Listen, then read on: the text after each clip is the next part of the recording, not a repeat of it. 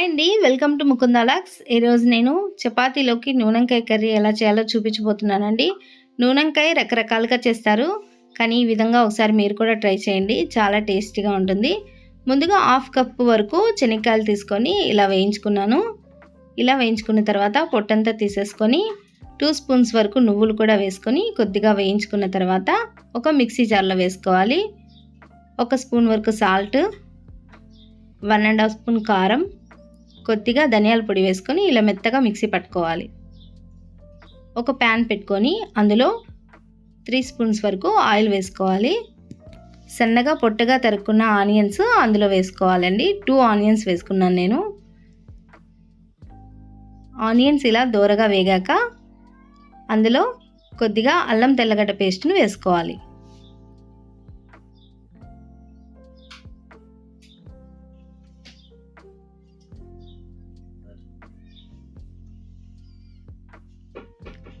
ఇలా వేసుకున్న తర్వాత వంకాయలను కూడా ఇలా మిడిల్లో కట్ చేసుకొని వేసుకోవాలి.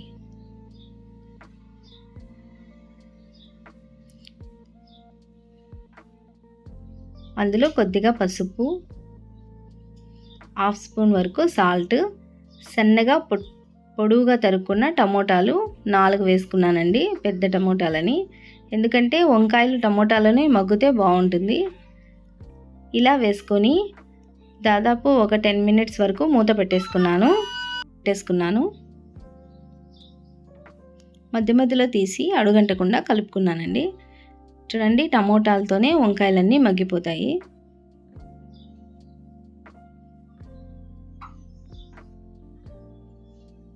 మధ్యలో తీసి కలుపుకుంటూ ఉడికిందో లేదో చూసుకుంటూ, వంకాయ ఉడికిందో లేదో చూసుకుంటూ మళ్ళీ మూతను పెట్టుకోవాలి. మళ్ళీ తీసి ఇలా కలుపుకోవాలి. వంకాయ ఉడికిన తర్వాత మనం మెత్తగా మిక్సీ పట్టుకున్న మిశ్రమాన్ని అందులో వేసుకోవాలి.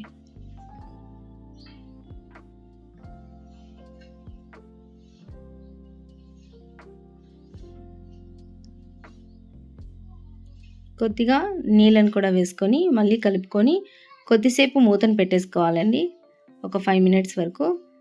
ఇలా ఉడికిన తర్వాత కొద్దిగా కొత్తిమీర వేసుకుంటే చాలా బాగుంటుంది. టేస్ట్ సరిపోయిందో లేదో చూసుకొని కొద్దిగా సాల్ట్ని యాడ్ చేసుకున్నాను నేను, నాకు టేస్ట్ సరిపోలేదు.